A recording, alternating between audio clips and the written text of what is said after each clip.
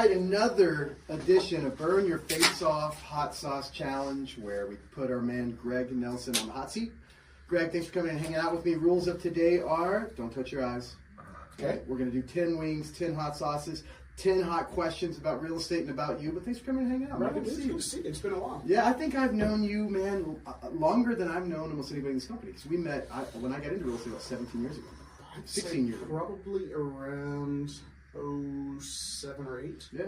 So one thing I love about this business is the relationships, right? You know, we're both very lucky to have been able to work with and see some of the best agents in the country, and and especially in our market. So it's really cool. Well, thanks for coming in. So my pleasure. We're just gonna get right to it, man. We're gonna start off with the #1 hot sauce. This is the classic hot sauce. This is kind of like a something you would get at a regular restaurant. There's like no heat whatsoever. It's just the classics. So do we have to start that low? Can we just jump right now? Just kidding. You can do whatever you want, man. I like it spicy. We can go 10-1 if we want. It's completely up to you.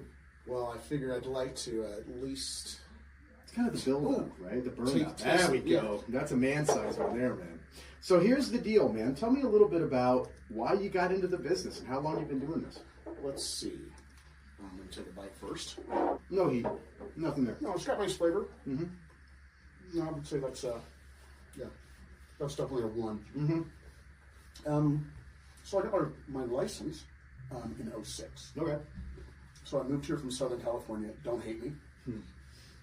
And when I sold my house there, I had such a really good experience with my agent, who's also a friend, that I decided that once I moved to Colorado, I was going to get my real estate license and get out of mortgage lending. Okay, so you're doing that before. I was doing that a little bit before. It's kind of interesting. I see a lot of people that I've met that have gotten their license because they had a great experience with an agent, and then I've seen it where they got a bad experience and they thought, I can do this better, right? So it's kind of cool. You got the positive vibes going in. How much did that mortgage background help you when you got started? Well, I definitely feel that I knew more. Clearly, I knew more about the mortgage process. Sure.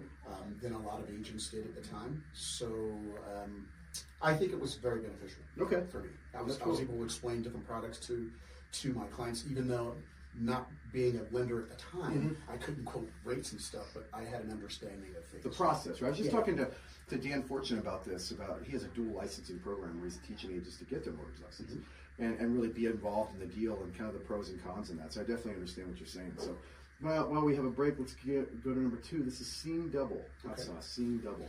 And I'm going to do a quick shout out to back to the story about me getting my real estate license. The major motivator for that was my agent and friend, Susan Micro. She's out in San Diego, California, but we were LA people at the time. Now, is she still in the business? She's still in the business and kicking butt down in San Diego. That's really cool. That's really cool. It's probably a good mentor over the years for you, right? Well, we haven't really stayed in touch from a business perspective. We see each other occasionally when I'm back in town, but thank you for bringing that up, so I need to get in touch with her. Yeah, give her a call. Take her out to lunch or something. Fly down. Well, next time I'm in California, Susan, I'll look you up. So I know you're also a veteran. You're a Marine. Thank you for your service. I know you do a lot in the community, giving back. And how important is it to you to get to be in the community, right? Not just for business reasons, but how is it important to constantly be giving back to the community? Well, I've been accused of being a very social person. I don't know if that's an accurate assessment of me or not. I would say so. But I like to volunteer, and I like to, I like to take care of the veteran community. Yeah. I'm a member of the American Legion. I'm actually the senior vice chairman for my post, which is right down the street. Right up. Not even half a mile away. I also am a member of the Veterans Association of Real Estate Professionals. I was on the board of directors for DMAR, and I'm also on another board for a nonprofit as their veteran representative. That's great. They got enterprises here in Denver. Yeah, I mean, give to get, right? Like, I think one thing I love about this company is the willingness for the entire organization to be out there giving in one way or another, right? And it's not always money. I think a lot of time, it's time, right? Like that time's so important. So, and that was nothing. That had no heat. I can feel it. It's All right. not crazy hot, but I'm definitely You're gonna be fucked in a minute, man. starting to get a. We're gonna move on to I'm getting fermented. a tongue tingle. Number 3 is fermented kimchi. For the life of me, I still can't remember what the fuck that is. Oh. But we're gonna have it today. It's fermented kimchi. I think this one is a shitty one, but it's just part of the journey, my friend. There's another fast food. Part of the journey. One of my favorite fast food restaurant chains is I don't know if we can promote other businesses. Yeah, hell yeah. But Wahoo's Fish Tacos out of California originally. Yeah, great stuff. They have a spicy concoction called Mr. Lee's. Good. And it's a fermented kimchi based. So I wonder if this is going to be what it tastes like. I don't know. We'll find out. Mr. Lee's hot sauce. It's got a nice kick to it. So this is fermented kimchi, huh? Yeah, there we go. So there's a lot of moving parts in a real estate transaction, right? Yeah. You've got, finding a house, buyer agency, negotiation. You've got all these different parts of a deal from the time you meet the client up until, you hand them keys at closing. Do you have a favorite part or like a part of the transaction that you really excel at or you enjoy the most? That's nothing. That's nothing to that. But it's got a very unique flavor. Yeah. The fermented kimchi. Right on. Kimchi. There we go. I mean, there are so many moving parts. Clearly, most people would say it's getting across the finish line, putting the keys in your client's hand, getting paid. All those things are great. Believe it or not, I kind of like it when there's a challenge and I help solve that problem. I love that. Because I'm a problem solver. That's kind of what I do. Sure. But when your clients are kind of emotional about a situation that could make the deal go sideways, and I find a solution or help find a solution and take care of that problem, and to see the relaxing, see their face change, that I love that. Oh my God, I didn't think we were going to get there, So we were just talking about this to a couple other agents. It's like your job is to shield the client, right? You shield them from shitty agents, shitty offers. You shield them from, bad negotiations and all these things. And I think, I was asking an agent who's very good. I said, do you ever go and let them know after the fact? Like, I didn't want to freak you out before, but I want to let you know I busted my ass on this deal. And his response was, yeah, we do a recap after everything. So, and he's like, they don't, a lot of times people don't realize the amount of work and the amount of struggle and stress that goes into this business. But especially the things that go on behind the scenes. Mm-hmm. I've gotten a little bit better about asking my clients up front, how much do you want to do? Oh, that's a great idea. Because I typically do shield them from things that I don't think, I'm not going to say don't need to know, but I don't need to add drama to a situation that I know is going to be taken care of. Yeah. So some people want to be involved with every single thing, and others just like, if there's a problem, let me know. Yeah, that's cool. That's really cool to set the expectation up front, right? Because if I'm just like, I don't fucking care, just give me the house, right? You can go to work, Is there you sell all over, you're in the Front Range, right? Yep. All over Denver. Well, I've sold a lot of places within Colorado. Western Slope, Okay. Steamboat Springs, Peyton, Colorado down south. And especially here too, right? Oh yeah, but I'm mostly here in the Denver Bay. So let me ask you this: if you had budget, doesn't matter. You're going out to buy a house. We'll make Jeff, our marketing guy, pay for it. But what's up, Jeff? But if budget didn't matter, whatever. Not to say you're buying some estate somewhere, but like, what's your favorite little area or neighborhood in Denver? Like, what speaks to you the most? And let's get into number 4, motherfucking Fat Cat. Let's go. Meow. This is Chairman Meow's revenge. I'm just gonna tell you. I've lived in, I'd say, 5 different pockets of the Denver metro area, including Aurora, Stapleton, Lowry. I currently live in Littleton, and it is honestly, so far, it's my favorite place that I've lived in the metro area, just because it's proximity to bike trails, because I cycle and run. Mm-hmm. Just got clearance to run, by the way. All right, on. So it's proximity to bike trails, to Red Rocks, because I love going to live music shows there constantly. Yeah, me too. I'm there almost every week for something. And it's easy access to the foothills and to the mountains. It's really cool, and that's one of the things I love about Colorado is, I went through a life change a couple of years ago, and trying to figure out where I wanted to live was very interesting, right? Like, to figure out this one. Oh, there's. Yeah, to figure out kind of, what I wanted to do with my life and where I want to spend my time. And I did exactly what you're saying. I thought, okay, what do I enjoy? right? And that way I can reverse engineer where I wanted to live, you know. And so it's a cool thing to love where you live. Yeah. You know, it really is. Like I live in like Sweet Ridge, Stones Lake, and it's like my vibe, right? Mm-hmm. But I also love me some Jefferson Park. Uh-huh. All right, fat cat. Nothing. A little bit. Like, whoa. A little bit. Is it going to sneak up on me? No, I just got. So, I mean, obviously, in this industry, I don't know if a lot of people watching this know, but if you're a real estate agent, you can align with a brokerage, right? Right. And but you still run your own business. Correct. Right? It's your business. The brokerage, in essence, act as a partner. You know, you have the opportunity to go anywhere. You've been with a lot of companies, some good ones. Been with 3. Yeah, no shit. 3. And that long is really good. Uh-huh. We're very fortunate to have you here, but what keeps you here, man? I mean, you get recruiting calls and stuff. What, you know? And before you answer that, let's go into Los Calientes, brother. The hots? Yeah. Is that what Calientes? I think so. Un poquito español. You know, I'm not going to say I've been a loner. I've never been part of a team. So I don't feel, for me personally, that I need a lot of hand-holding. Sure. So I was not looking for a company to promise me leads. Yeah, that was not a motivator for me. I wanted a physical presence, a company that has an office, because I like to office here. Sure. Yeah, we like having you here. Probably comes down to culture. Yeah. You know, the people in the office that I interact with on the regular, the marketing guys right down the hall from me, Mm-hmm. the managing brokers are right next door to me. So if I have questions, which, you know, I'm not going to say I never do, I can knock on the door or walk in their office. Sure. So I get that. We have our marketing department right there. Mm-hmm. Our print shops right there. Convenient. We have an actual front office where if someone comes and looks for me for an appointment, there's someone that greets Right. them, as opposed to, you know, I have to go meet them in a coffee shop, which I don't mind doing. I get it. I'm not knocking anyone else's business model. No, I'm an office But guy. I like it when my clients physically come to my office and visit. No, I do too. I think that you said something, you know, especially about culture, and you know, that's something that's really big for me, right? Like, you know, I brought this up before, but you know, there's 24 hours in a day, right? Right. You're supposed to sleep for 8. No, try that out. Smoky. It's pretty good. No heat though. Mm-mm. It's coming. Okay. I keep hearing It's number coming. 8. Yeah, number 8's a motherfucker. But you're supposed to sleep for 8 hours, supposed to work for 8, supposed to have 8 left, right? I mean, the average 9 to 5 guy like me, I don't get 8 hours when it's left. I got to drive over here, grocery shop, pay bills, go do this. I mean, burn. a little bit of time. It's There's coming a tiny baby coming in there, but it's if I'm going to spend the majority of my life with people on a daily basis, I want to be around good people.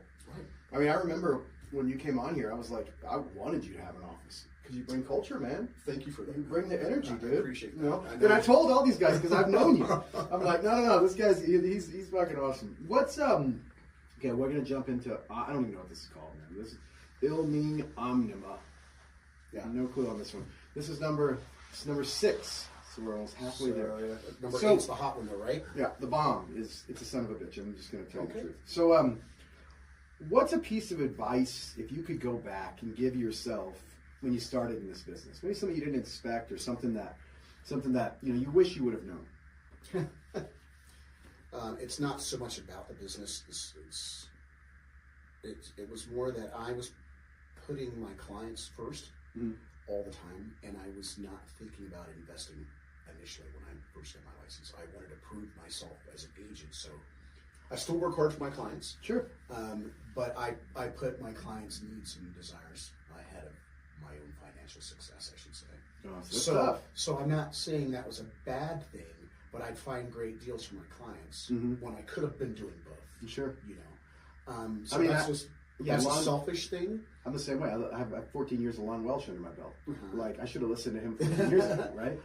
Like, but you know, at the same time, you know, it's you know, we all have our own path, man. Yeah. So if somebody's watching this, right, and they're omnima, let's go, and they're maybe on the fence about buying their first home, or maybe they're you know active duty and they're worried about buying a house, which that VA loan is incredible. That's what I have on my property. But if they're sitting there and you just don't know, right? That's yeah. I'm feeling it. Okay. Yeah, my head will start to sweat. I don't know if it'll show up on film or not. But It's coming in hot. If I get a hot one. No, that's got a little kick to it. That one didn't fuck around. But and they're just sitting there thinking, man, I've always wanted to see if I could buy a house, or maybe I can qualify, maybe I can't.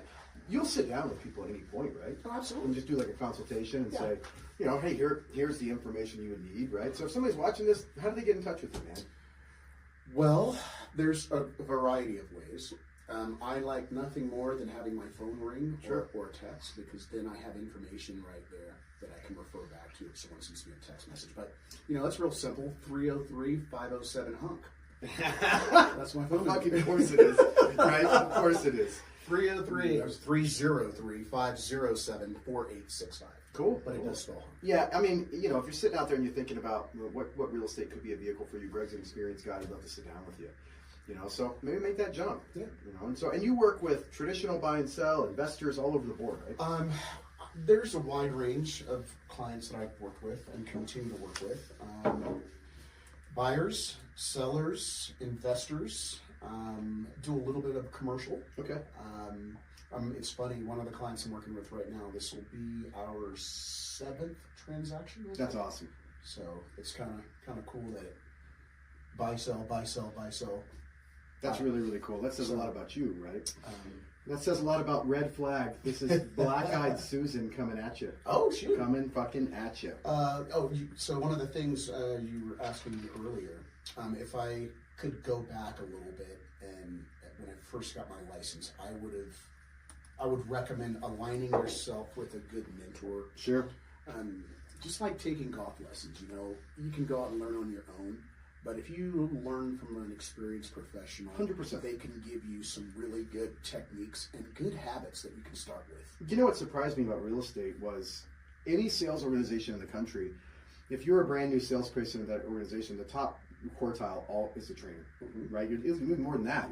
Usually your top 2 to 3 people in the organization train everybody else. And in real estate, a lot of times, it's the exact opposite. It is the exact opposite. It's because agents that are broke want mentor fees, and they have Black-eyed Susan. Yeah, this one. Hey, Black-eyed Susan. This one didn't fuck around. That's a funny joke. But someone out there listening will get that reference. Black-eyed Susan. I get it. Okay, ready? You are fine.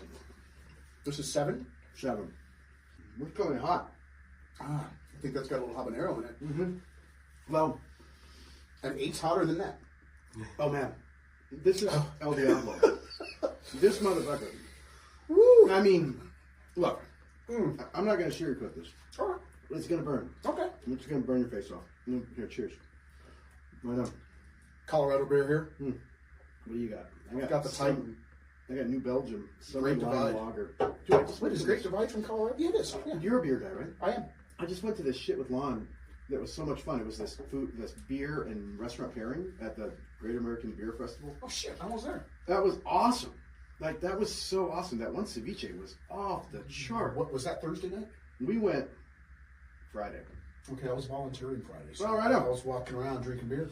Yeah, that was cool. I've never been to that farm. I don't really drink a lot of beer. I'm more of like a wine and vodka, tequila, and crystal meth. No, I was kidding. Well, if someone ever offers you another event like that and you don't want to go, I go again. Okay.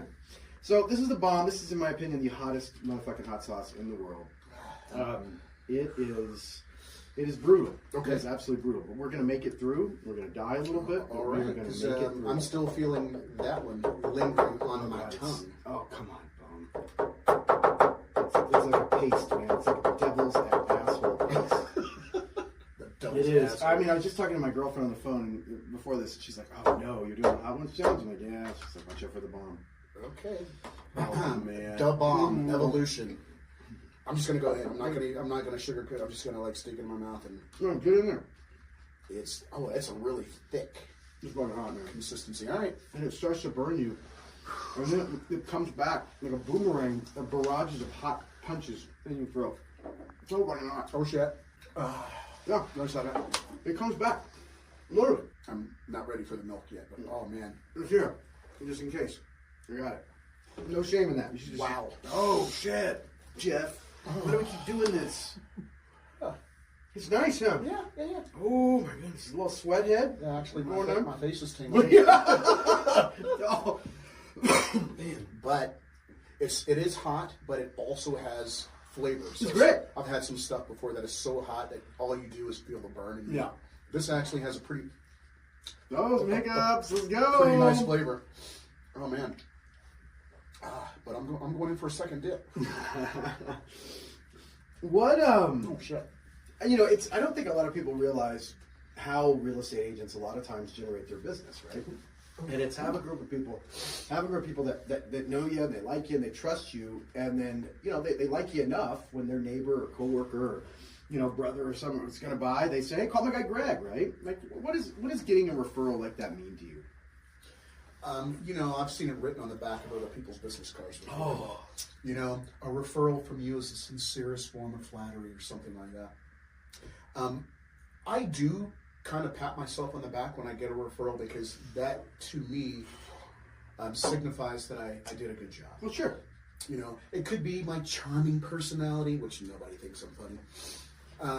But I do, actually. If I have done a good enough job that somebody would not only use me again, but would recommend me to others, that really, truly does make me For sure, man. I love referrals. You know what I love the most about it is that it's always cool. Like I'll get a text or something, right? And it'll say, "Motherfucker, told you it was on. Look, that snuck up on me. you guys sleep good tonight." But Sure. I'll get a text and it'll say, "Hey, Jeremy, meet my friend John." Right? John's looking to become an agent, and you know. But then they say something after that. They say, Jeremy is my go-to. Right? There's always something nice. Yep. Right? And it really just makes me happy, man. You know what I mean? It really, really makes me happy. So, are you taking on new clients now?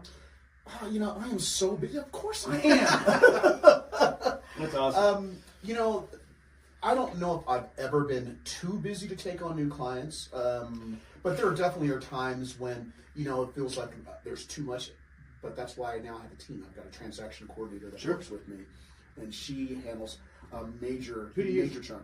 I use Trina Smart Dunn over at Cornerstone. Yeah, Cornerstone's a good organization. Trina, this is for you. Yeah, Jessica did a good job with it. Yeah. No, they're good people, man.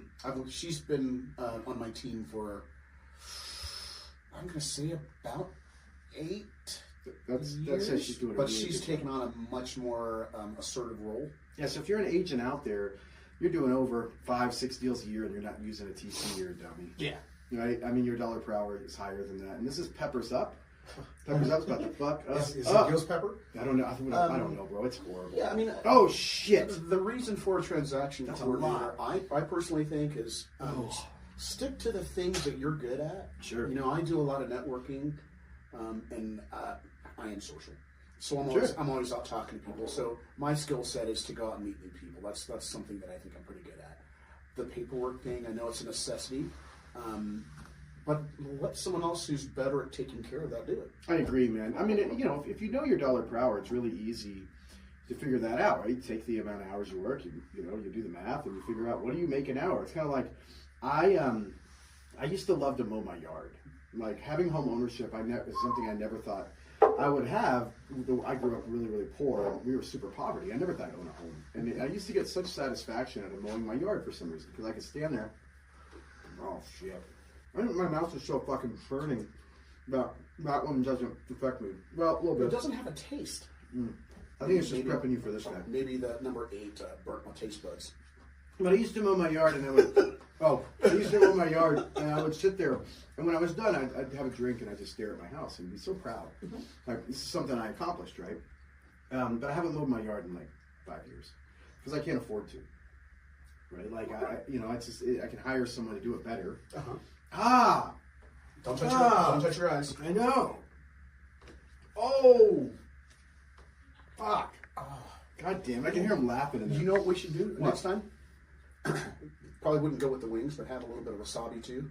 Oh, you're crazy. Just to clean your sinuses out. You know? Okay, so this is the last dab on the show, which we are not affiliated with in any way, but I do think that guy is quite possibly the greatest interview I've ever seen. So, Shaq? the guy interviewing Shaq. Okay. That dude is a pro, man. I mean, a pro. I learned so much from him. Him and a guy named Chris Lopez. And Chris Lopez is my favorite, like, this type of format show. You guys are amazing. God, I don't want to do this. Oh. You bring You on put your lawn. So on this, you bring a little extra. It's called The Last Dab. Traditionally on that show, they put a little extra on, and it's a son of a bitch. I'm not going to lie to you. Oh, I'm scared of it. But yeah, know your dollar per hour. That's why you have a TC. How important is it to you to have the right industry partners? You mentioned, you probably have a title rep you love. You probably have, God damn it, you probably have a lender you love, right? Yeah, absolutely. But how important to you? Because they're a reflection of your business, right? That is correct. I mean, you want to spotlight anybody in the industry that you feel like assists your clients? Or you can say no one. Well, no, I mean, I definitely have my preferences because, once you maintain a strong relationship with any industry partner, you get to know each other. Mm-hmm. They know or should know what my wants and desires are relative to taking care of my client. Sure. How I communicate, well, how often I need to talk, and things of that nature. So currently, my number one go-to mortgage person is Dennis Marshall. Oh, he's in the other room. I love that guy. I've known Dennis and have been working with Dennis for, 10, 12 years now. And it's so cool that he's physically in our office because that's how we first met. At a previous company, they were the in-house lender there. Yeah. And now that they're also partnered with us here at Your Castle. Yeah, I tell you, man, those guys bring a lot of value. Yeah. Now, I think that I look at all the people in my life that the main thing I'm looking for is, do you bring me value, right? Like I did this exercise with a life coach. Ever tell you this? Where this life coach, she's Dawn, if you ever see this, I love you.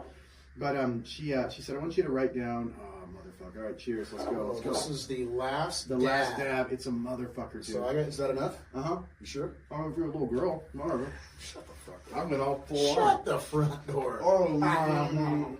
Oh, God, I don't want it. It comes a little late. Oh, shit. Yeah. It'll fuck you up, man. Bro, Oh, fuck. oh, God. But my life coach had me write down like 50 things I find desirable in people, being honest, being cool, whatever, right? Then she had me just keep chopping it down until she got to these 6 things. And she said, oh, fuck, shit. She said, these are your non-negotiables. If the people in your life don't have these 6 things, fuck them. Right? And I did, man. I just did a lot of people fuck off. So that's why I look at agents. Are you a good human coming on the company? When you do a hot sauce challenge, me like a fucking moron and we burn my face off. That is hot, bro. Yeah. That is fucking hot. Oh, Jesus. It's hard to swallow. Well, Greg, I got to tell you, we did 10 hot sauces. We did a bunch of questions. We got to hang out with you. You fucking aced this. It was good to see you, my man. I love working with you. I love calling you a friend. What? Can you see it? Let's go get some Pepto. Oh, it's bad. Dude, it's bad. I'm going to go one more, though. I'm going back and doing number 8 again because, to me... No! Now, wait. Do I have to do it? Am I the little girl if I don't do it? Well, I mean... The rebomb? So, it is hot, but it actually has, like... Oh, the best I still have flavor. some here. I'll just the best. I think it's got the best. So... I mean, I'm prepared to sweat again, but it actually has a good taste. You son of a bitch. Come on, man. Oh, you can't do the 8 again. So this will be my true last dab. Oh, man. It's a bad idea. I might have to buy a bottle of this. It's a bad idea, bro. Don't do it. Here we go. Oh. You're a wild man. You're crazy. We'll see you in about 4 hours. Mm-hmm. Thanks for coming in and hanging out, man. I love you to death. I appreciate you, Jeremy. Love you to death, brother. Thanks for getting me over here. Hopefully you'll never see me on another Hot Ones Challenge because I'm an idiot. But I do have one scheduled next week with my man Newt Weiler. I'll see you next week. Newt! I love that guy. Later, guys.